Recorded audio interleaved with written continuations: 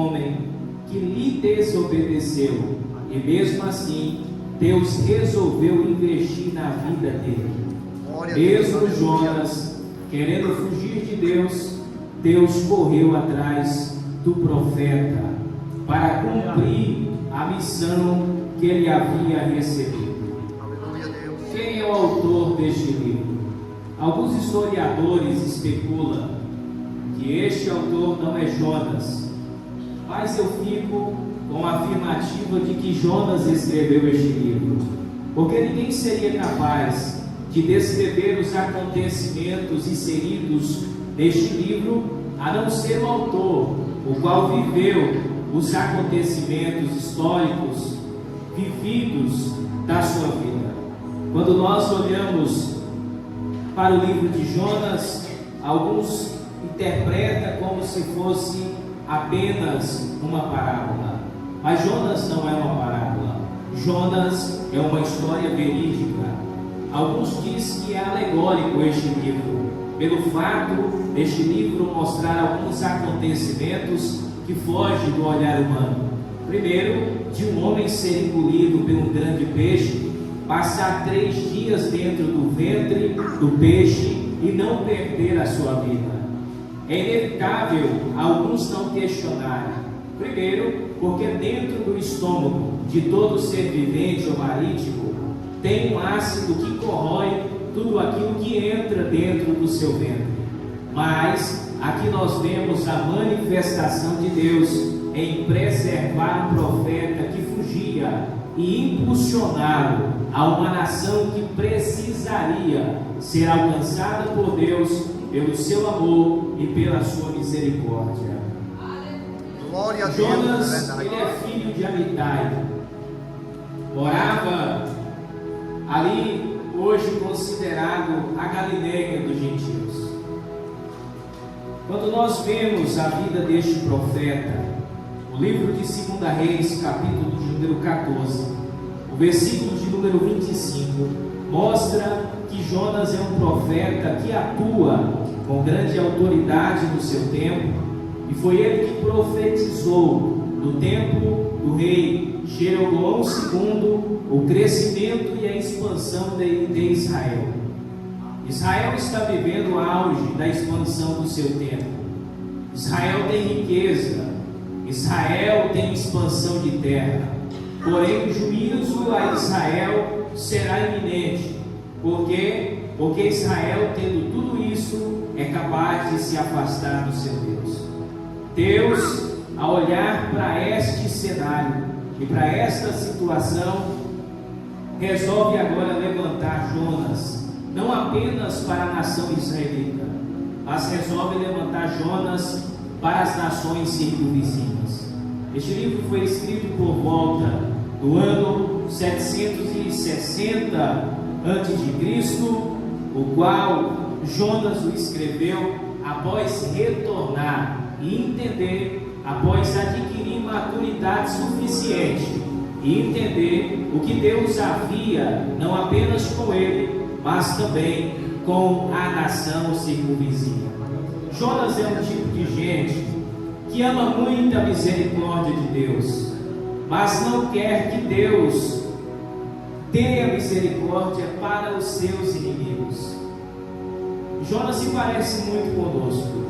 Eu mesmo me identifico muito com Jonas em parte da sua vida e também no seu chamado ministerial, porque ao receber uma chamada, ele resolve não apenas cumpri-la, mas fugir de quem o comissionou. E quando nós observamos a vida do profeta Jonas, ele tem uma vida muito ativa. O seu ofício profético começou muito antes do chamado de Deus para descer na cidade de Nínive.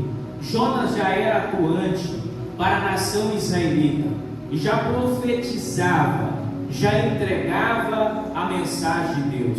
O papel profético no Antigo Testamento, ele é muito importante pelo fato do profeta receber a mensagem de Deus e ter a incumbência de entregar a mensagem ao povo, diferentemente de um sacerdote ou de um sumo sacerdote que recebia do povo e entregava para Deus. Jonas tem um papel diferente. Ele recebe a mensagem que vem do alto e tem a responsabilidade de entregar a mensagem que ele recebeu.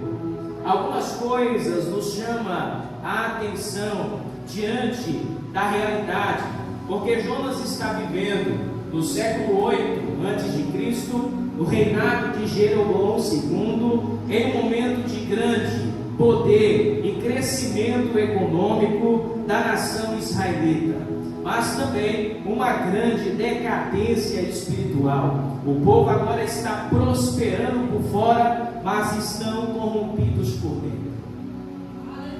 É um contraste muito interessante da vida desse profeta Jonas. O capítulo de número 1, o versículo de número 1, o texto diz: e veio a palavra do Senhor a Jonas, filho de Amitai, dizendo: levanta-te, vai à grande cidade de Nínive e clama contra ela, porque a sua malícia subiu até mim. Veja que Jonas vai ser comissionado aí à grande cidade de Nínive.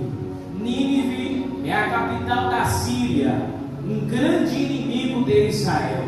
Do tempo em que a Assíria se levantou contra as nações, a Síria era muito cruel, matava os seus adversários sorrindo, pegava os seus adversários, insolava, cortava, fazia de todas as crueldades possíveis, ao ponto de este homem não querer ir a essa nação cruel. Jonas queria que Deus matasse aquele povo. Jonas queria que Deus destruísse aquele povo. Por quê? Porque aquele povo já tinha uma mensagem de juízo liberada pelo profeta Naum, em que a cidade de Nínive seria destruída. Porém, no tempo do profeta Jonas, Deus levanta o profeta não para trazer uma mensagem apenas de destruição, mas trazer uma oportunidade de arrependimento, para que Deus perdoasse o seu povo.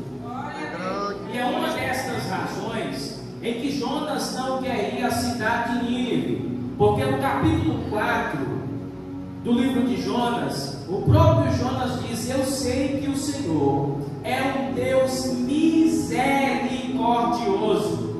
O que é a misericórdia?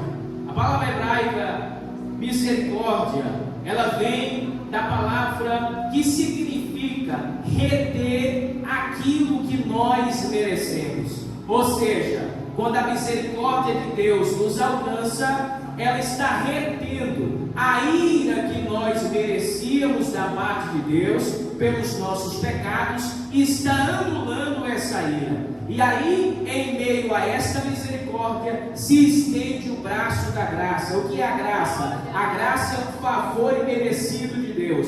É Deus nos dando um presente que nós não merecíamos. E com essa nação aqui, também não é diferente. Mas Deus está dizendo a Jonas: a malícia desse povo chegou até mim. E aqui que vem o que Deus está dizendo: Jonas, eu preciso que você vá à cidade de Nínive, porque eu tenho visto a sua maldade, eu tenho acompanhado, já chegou no limite a maldade desse povo, precisa de um ponto final. Mas é aí que o profeta se recusa a ir em direção ao chamado divino. É aí que o profeta prefere abrir mão do ofício profético do que exercer o ofício e a missão que Deus havia lhe entregado. É aqui que eu preciso abrir um parêntese para aplicar o texto na nossa vida. Quantos de nós também nos colocamos como Jonas?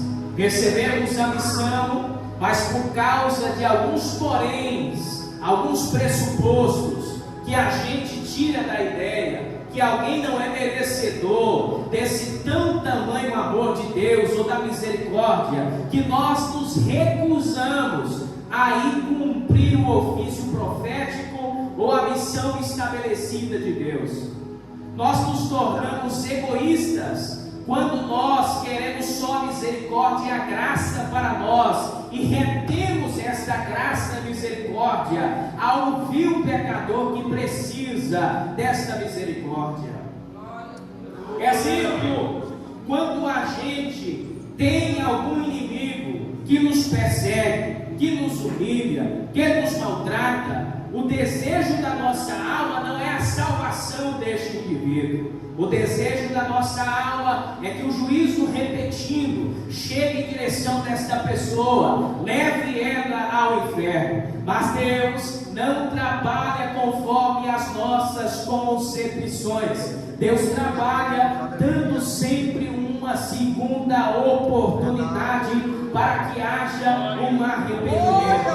Antes do juízo iminente de Deus, sempre haverá uma intervenção profética para que haja um arrependimento. Deus não permite que ninguém desça à sepultura sem conhecê-lo, antes de enviar um crente na casa dele para pregar o evangelho, ou enviar um ministro ou um missionário no serviço ou no meio da vida para avisá-lo sobre o acontecimento da vida e permitir uma oportunidade de arrependimento de alma. Muitas pessoas descem ao inferno, não é porque essas pessoas não conhecem a Deus, mas é porque rejeitam o convite da salvação que bate na sua porta. Muitas pessoas descem ao inferno porque acham superior aos crentes que estão congregados, acha que nós estamos baseados em uma religião, mas nós não vivemos uma religião, nós vivemos o evangelho, nós vivemos o cristianismo.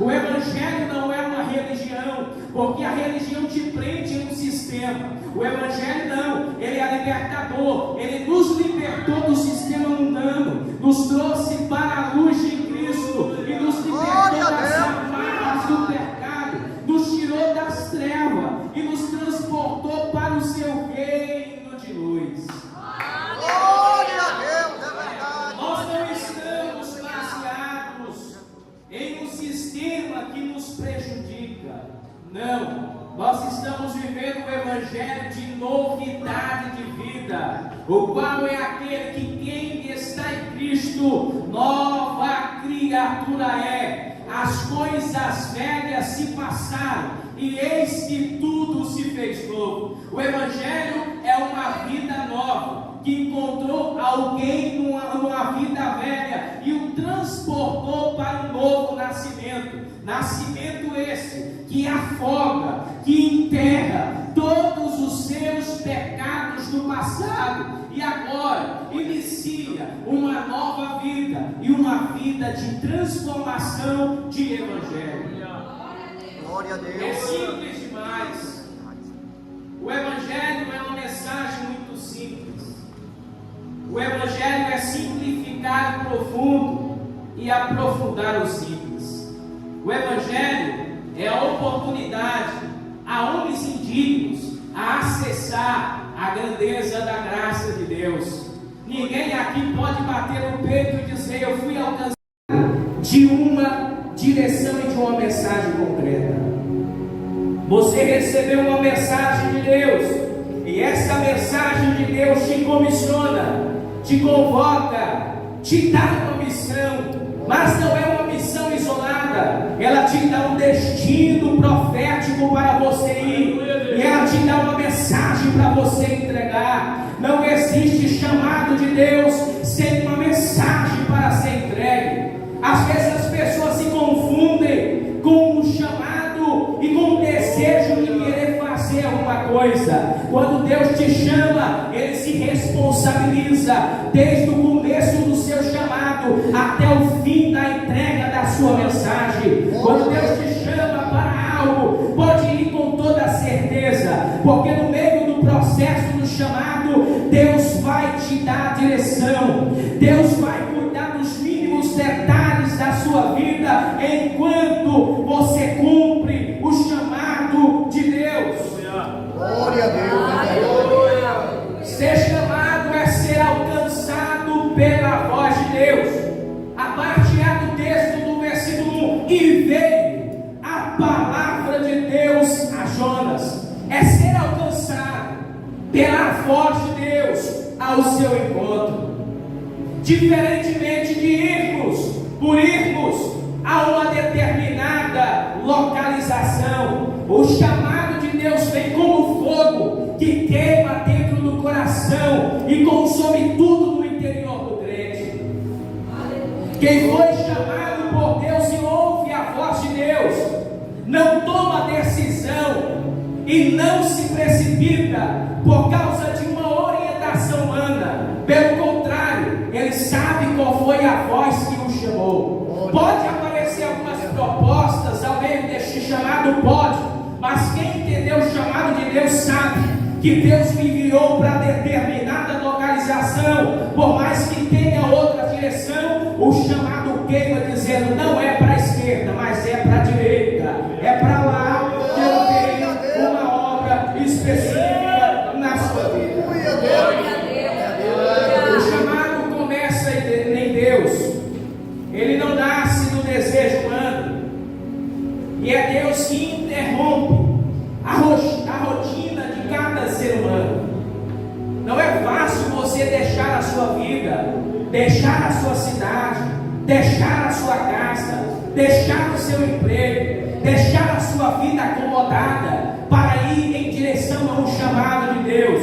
Nem sempre o chamado de Deus traz conforto, nem sempre o chamado de Deus traz luxo, nem sempre o chamado de Deus traz providência instantânea. Não.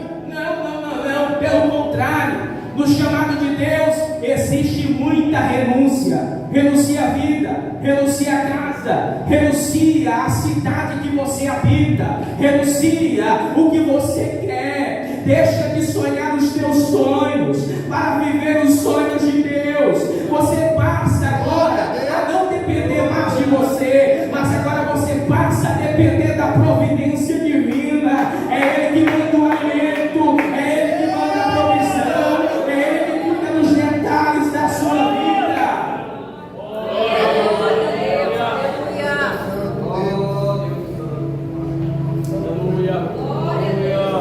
Segundo chamado é ser tirado da zona de conforto. Ele disse: levanta-te e vai. Glória a Deus, aleluia. O levantar aqui é uma expressão de quem está acomodado. É uma expressão de quem está deitado, acomodado, uma vida tranquila. Mas ele tem uma mensagem de urgência. A missão é urgente. E Deus está dizendo a Jonas: levanta e vai, porque eu tenho urgência no chamado da sua vida e tenho urgência na missão que você tem que executar. Deixa eu abrir uma palavra de Deus para o seu coração. Aleluia. Você tem fugido do chamado de Deus. Você tem pensado primeiro no que você deseja, no que você quer fazer, no que você quer sonhar primeiro, para depois ir no chamado de Deus. Mas deixa eu te dizer, tem uma urgência deste chamado. O chamado não espera você se formar primeiro, para depois você ir. O chamado não espera você enriquecer primeiro, ter uma estabilidade financeira, para você poder ir. O chamado não espera você viver os teus sonhos, não espera você construir a sua casa. O chamado é para agora. O chamado é para agora.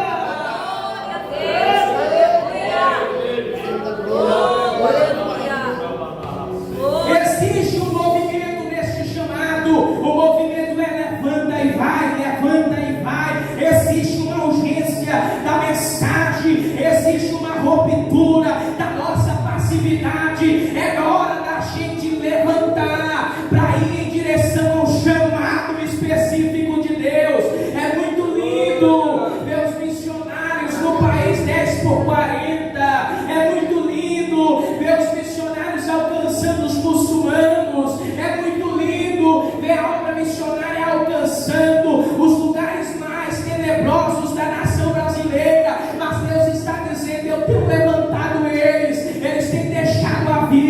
tem abrido mão dos seus prazeres para cumprir a missão, e você o que está fazendo de braços cruzados. Acha bonitinho ser usado, mas não tem coragem de dar a sua vida para ser usada. No culto missionário sobre o chamado, nem na oferta a gente tem coragem de entregar. Algumas pesquisas afirmam que um crente não é capaz de ofertar nem o valor de uma Coca-Cola mensal para a obra missionária no mundo.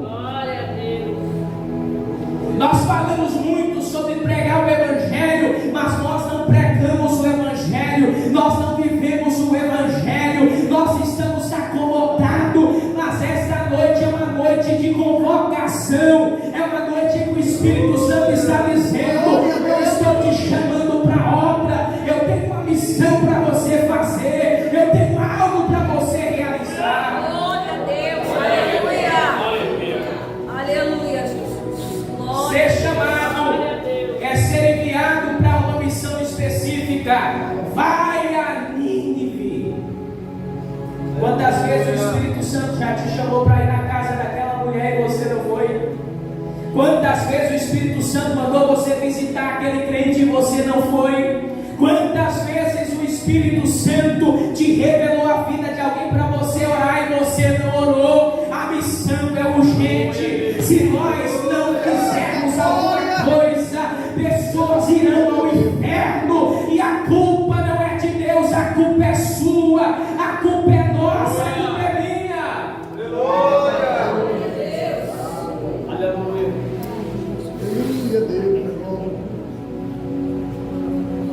Só que a gente prefere fugir do chamado do que cumpri-lo.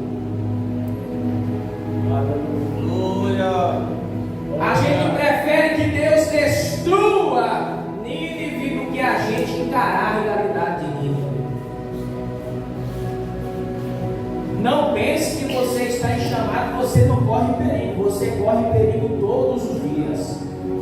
É só olhar a vida de Paulo. Massacrado, esbofeteado, passou fome, sofreu naufrágio, apanhou muitas vezes, mas ele dizia, quando escrevia a sua carta: ai de mim, se eu não pregar o Evangelho. Aleluia. Verdade. A gente não enfrenta nada do que esses homens enfrentaram. A gente tem tudo o que nós precisamos, e a gente não cumpre o chamado de Deus. Não, o chamado ficou para o pastor, o chamado ficou para o profeta, para o missionário, para o evangelista, o chamado ficou para o mestre, para o doutor da palavra. Não, o chamado é para todos nós. Glória a Deus. Aleluia. E veio a palavra do Senhor a Jonas, filho de Amitai. O texto nos mostra que o chamado começa em Deus. Jonas não buscou, Deus falou com ele. O chamado é pessoal, é direto, é intransferível. Deus chama pelo seu nome. Jonas já era profeta, já conhecia a voz de Deus, mas isso não garantiu a sua obediência. O chamado é intransferível. Você não pode transferir a sua missão para outra pessoa. O que você tem que fazer, você tem que fazer. Aquilo que eu tenho que fazer, é eu que tenho que fazer. Você não pode transferir ou terceirizar o chamado de Deus para a vida de alguém. Eu sei que nós vivemos uma vida que nós terceirizamos tudo. Hoje a gente viaja e passa uma lavanderia, a gente está tão cansado, vai terceirizar a lavagem da roupa para evitar a fadiga. A gente está com fome, está aquela preguiça de cozinhar, vamos no restaurante, está pronto. Estamos terceirizando as coisas. E com missões nós também queremos terceirizar. Nós queremos enviar outra pessoa no nosso lugar. Mas deixa eu te dizer, aquela vida que é para ser alcançada pelo teu ministério, pela tua vida, pela tua casa, por aquilo que você está fazendo. Você é o instrumento que Deus quer usar.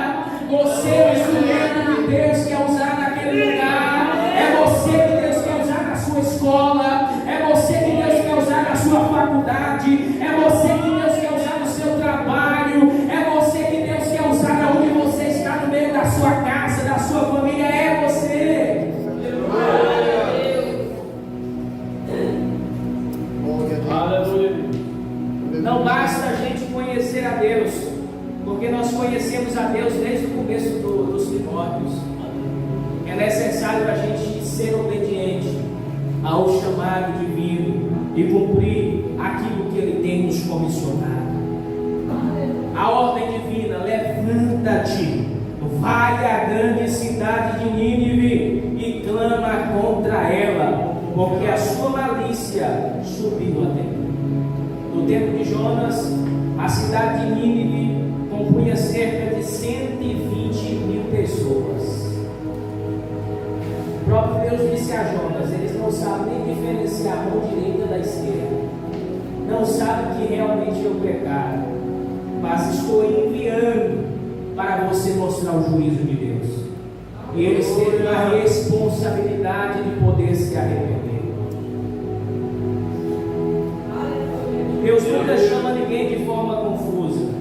Ele dá a direção, dá o destino e entrega a missão. O chamado sempre vai exigir de nós um movimento, exige uma saída de conforto, da zona de conforto que envolve as nossas responsabilidades. Você acha que é fácil para o pastor dessa igreja ter deixado a casa dele acomodada, tranquila, e vir para outra cidade, morar de aluguel? Não. Você acha que é fácil ele deixar o conforto da casa dele, deixar tudo que ele havia construído, a família perto, para vir cumprir a missão de pastorear vocês? Não. Mas por que foi que eles vieram? Porque a voz de Deus falou com eles, dizendo: vai, vai, porque eu vou cuidar dos detalhes do trajeto de vocês. Vai, porque a obra é urgente na vida de vocês. Vai, porque tem recompensa para o que vocês vão fazer. Glória.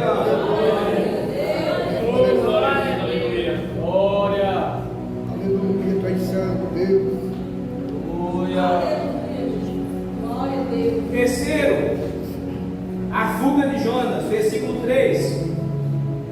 E Jonas se levantou para fugir de diante da face do Senhor para Tarsis, e descendo a Jope, achou um navio que ia para Tarsis, pagou, pois, a sua passagem e desceu para dentro dele, para ir com ele para Tarsis, de diante da face do Senhor. O texto nos mostra algo muito chocante. O mesmo Jonas que ouviu a voz de Deus, agora decide fugir dela. Primeira coisa, ele sai de Israel para Jope, aonde tinha um porto de navio que iria em direção a Tarsis. Tarsis era a última cidade que havia no mapa daquele tempo, era considerada o fim do mundo. Ela era contrária da cidade de Nínive, cerca de 800 quilômetros de distância. Nínive era para a esquerda, Jonas desceu para a direita, ao contrário daquilo que Deus havia projetado para ele. Jonas, ele levanta quando Deus manda, mas não levanta para obedecê-lo. Jonas levanta para desobedecer e mudar a rota da chamada de Deus para outro lugar. Ele bate no peito e abre mão do ofício profético para seguir o seu patriotismo, que virou uma idolatria. Um dos grandes perigos nossos é deixar o patriotismo nosso roubar a missão que Deus nos entregou. É a gente amar tanto o nosso país, ou amar tanto a nossa igreja, que nós não queremos que outras pessoas sejam alcançadas. E eu preciso liberar uma palavra aqui da parte de Deus. Tem muita gente que ama tanto o lugar que ela está, que ela não quer que outras pessoas sejam salvas, porque ela tem medo de perder o lugar que ela está. Aí ela faz de tudo. Quando alguém novo chega, ela tem uma situação para aquele novo sair da igreja, porque ela está com medo de perder a posição, porque ela tem entendido o evangelho de forma errada. O evangelho não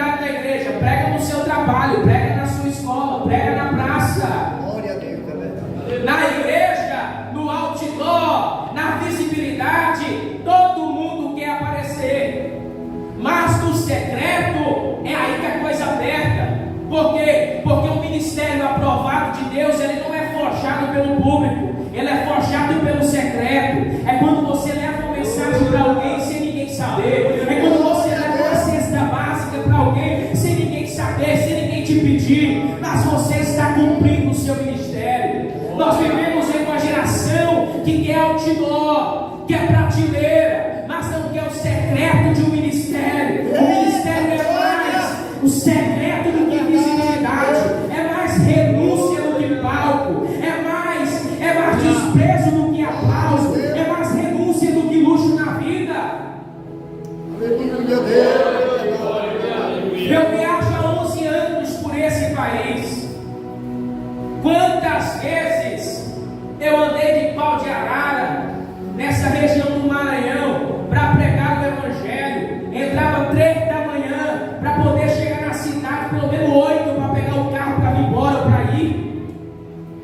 E isso me pediu, sofrimento mas me pediu de entregar minha mensagem, não. Por quê? Porque formosos são os pés daquele que anuncia as boas novas.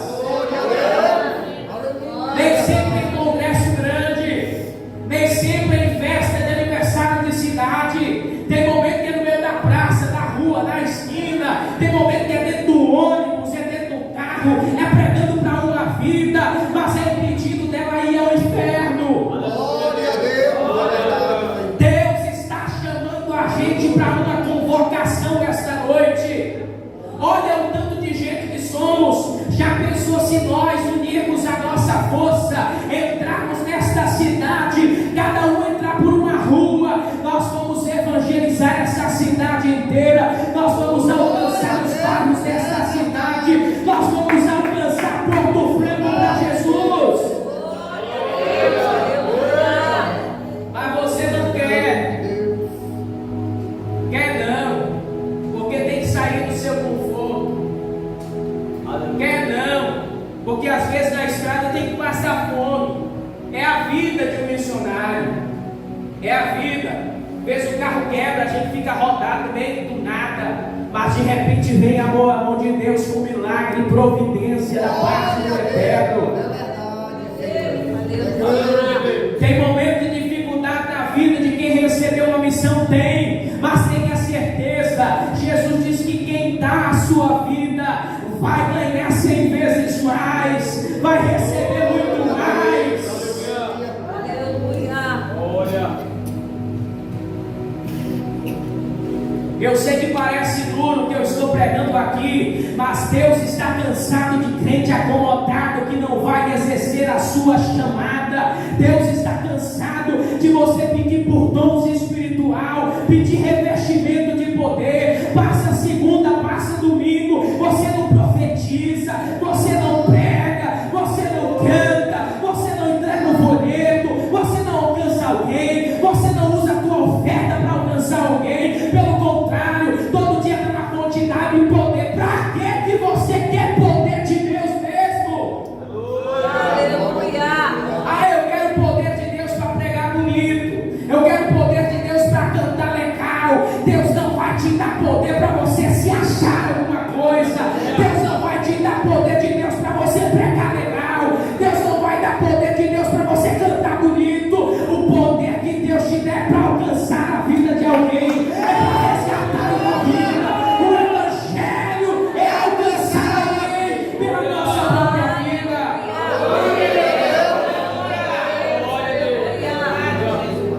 Aleluia, Jesus. Glória a Deus, aleluia. Você pensa que essa unção bonitinha que o Espírito Santo te deu, das coisas acontecerem, é apenas para Deus te levantar, para o seu próprio ego ser levantado, para você ser um grande pregador, um missionário ou apenas um cantor de fama? Não! Deus não levanta ninguém para a sua autopromoção individualista. Deus levanta alguém para alcançar uma geração inteira pelo poder do Evangelho. Glória a Deus, aleluia.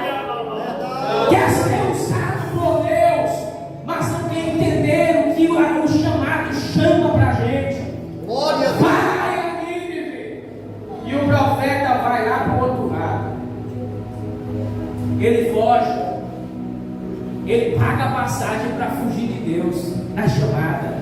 Quantas pessoas que têm financiado a sua fuga para não ir ao chamado de Deus, é capaz de pagar para fugir daquilo que Deus entregou para ele.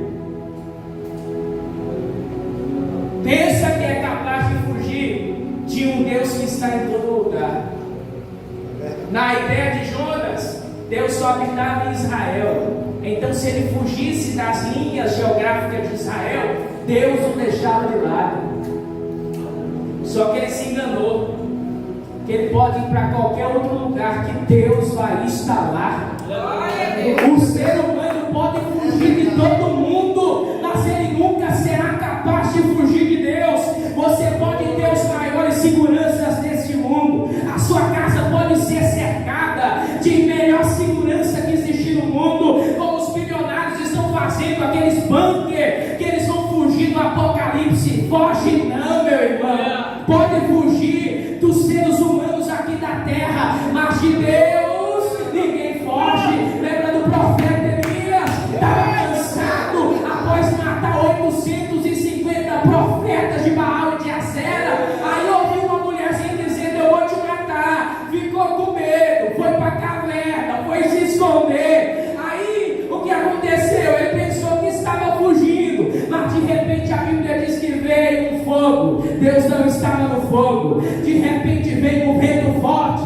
Deus também não estava no vento, mas de repente veio uma voz suave aonde? Dentro da caverna, dizendo: o que fazes tu aqui, Elias?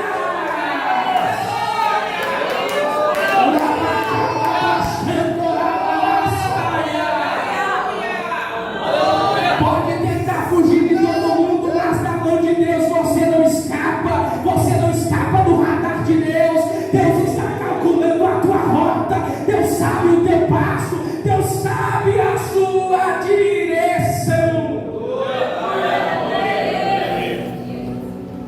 E o que é que o Elias disse? Mataram todos os teus profetas. Bateu no peito, só restou eu. E qual é a resposta de Deus? Elias, ainda tem 7.000 que não se dobrou ao sistema. Ei, Elias, a obra ainda não acabou, rapaz. Sai da caverna, Elias. Assume a sua missão. Tu ainda vai ungir o rei Jeú. Tu vai levantar um sucessor chamado Eliseu. A missão ainda não acabou. Deus me trouxe uma palavra de Deus aqui esta noite para o seu coração. Eu sei que às vezes o desânimo vem. Eu sei que a investida do sistema é grande. Eu sei que levanta pessoas para tentar apagar o que Deus colocou na sua vida. E você se entristece, se tranca no quarto, não quer mais fazer nada. Mas vem a voz de Deus te dizer esta noite: levanta, porque o caminho ainda é longo. Levanta, porque Nínive está esperando por você. Levanta, porque a chamada é urgente. Não para.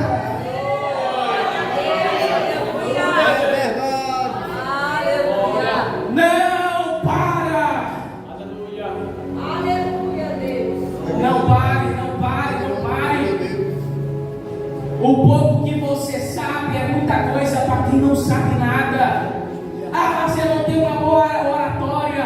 Quem disse que a Assembleia de Deus precisou dos poliglotas no começo da existência? Não. Por mais que vieram Daniel Berto, homens estudados, mas nem o idioma nosso ele sabia. A única coisa que ele sabia era da chamada de Deus nos seus corações. Após receber o Espírito Santo em Chicago, nos Estados Unidos, recebeu a porção do Espírito. E o Espírito apareceu em visão dizendo: ei, desce para Belém, porque eu tenho uma missão naquele lugar. Caçou no mapa, olhou onde era Belém, chegou no mapa do Brasil, olhou uma cidade chamada Belém do Pará, entrou no navio, pagou a passagem, uma viagem cansativa, longos meses dentro do navio, mas a história diz que lá dentro do navio eles pregaram o Evangelho e alcançou uma vida para Jesus. Glória a Deus. Eles dizem no seu diário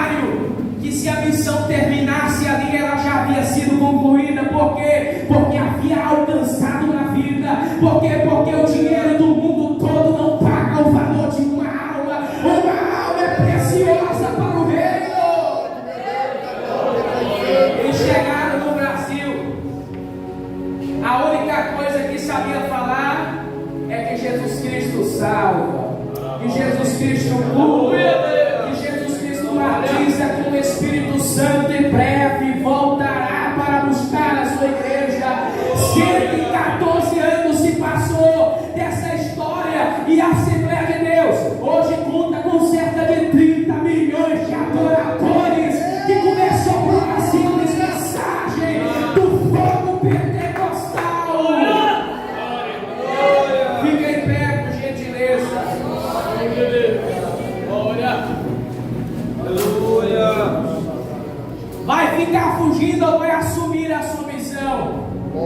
Vai ficar financiando a sua vida longe do chamado divino? Vai ficar adiando até quando? Vai ficar correndo até quando? Quando as oportunidades de pregar chegam ou de cantar chegam? Vai cantando com medo mesmo. Vai pregando sem uma boa oratória mesmo, arranhando ali mesmo, porque a prática aperfeiçoa quem Deus chamou. Eu não comecei de ontem não, irmão. Só de fé 14 anos, de ministério é 11, viajando por aí. Nem sempre as coisas foram fáceis e nunca são. Quantas vezes era mais tremedeira a voz do que hoje, como vocês estão vendo.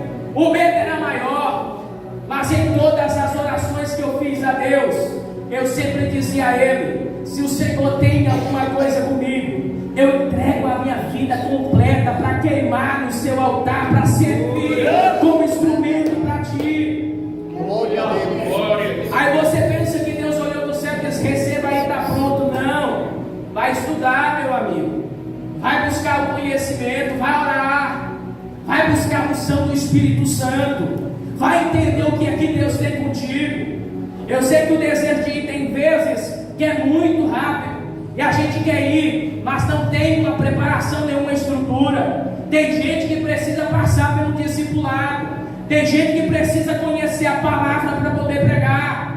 Então, se Deus te fez uma promessa, se Deus te chamou para alguma coisa, se prepare para viver aquilo que Deus tem para fazer na sua vida. Vai fazendo na sua cidade enquanto Deus não te envia para a cidade vizinha. Vai fazendo na sua igreja enquanto a oportunidade de ir em outra igreja não chega. Vai pregando para o pessoal da sua escola enquanto a oportunidade não chega para pregar nos congressos do Brasil. Vai pregando no espelho, ensaia a tua mensagem, canta o teu hino, afina a tua voz, ensaia o louvor que você vai cantar, mesmo sem saber se você vai receber uma oportunidade. Mas pelo amor de Deus, esteja pronto para que quando a oportunidade chegar, você possa olhar dizendo: eu posso pregar, porque eu já estudei, eu ensaiei, eu me preparei, e Deus vai me dar graça para entregar aquilo que Ele tem.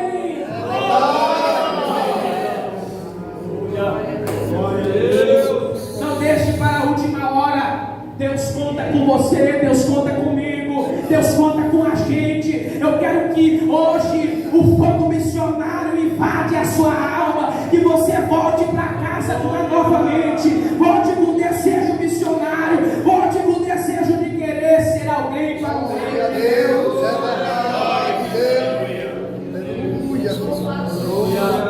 Deus está comissionando pessoas aqui esta noite. Quem é que quer ser usado por Deus aqui? Levante essa mão.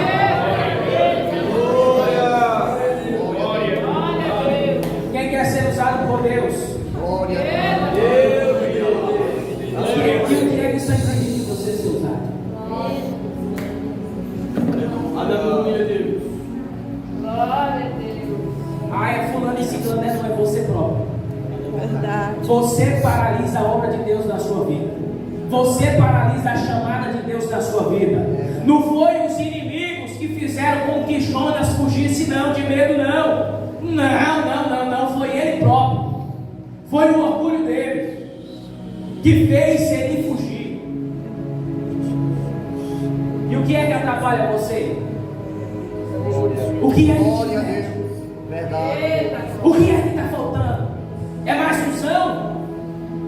Faz com esse pouquinho aí que Deus multiplica.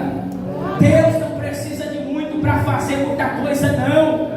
Ele só precisou de 5 pães e 2 peixinhos para alimentar a multidão de 5.000 pessoas. Ele só precisou de uma viúva que estava perto de morrer junto com o seu filho para alimentar um profeta que estava com fome e com sede. Só tinha um pouco de farinha na panela, um pouco de azeite na botija, mas o profeta disse: a farinha não vai acabar e nem o azeite. Glória a Deus, aleluia. Deus não precisa de muita coisa para fazer milagre, só precisa de uma viúva que o marido morreu e deixou uma dívida, e ela tem o que? Apenas uma botija de azeite. O que ele precisa é do que você já tem, para ele poder multiplicar. Então use o que você tem, use o que você tem, que no meio do trajeto vai haver multiplicação da parte de Deus. Glória a Deus, aleluia. Use esse pouco de unção que você tem agora. Use esse pouco de conhecimento bíblico que você tem agora. Use esse louvor que você já cantou 50 vezes. Erra toda vez que canta, mas canta, porque uma hora você acerta, uma hora você muda de música, uma hora você muda de mensagem, mas pega, mas canta, faz alguma coisa. Glória a Deus, aleluia. Aleluia, Jesus. Eu quero orar por você esta noite. Você que se sente comissionado para a obra de Deus. Eu quero orar por você. Quero que você venha aqui na frente. Nós vamos orar por você agora. Mas tenha certeza. Aleluia. Você está vindo aqui. Você está fazendo uma aliança com o Deus de missões. Você não vai vir para receber alguma coisa de Deus, para se tornar alguém de relevância, esquecer quem foi que te chamou e para que você foi chamado. Mas você está vindo entendendo que você foi chamado para alcançar uma multidão de pessoas que precisa conhecer a Cristo. Glória, glória, glória. Pode vir, se você quiser vir, pode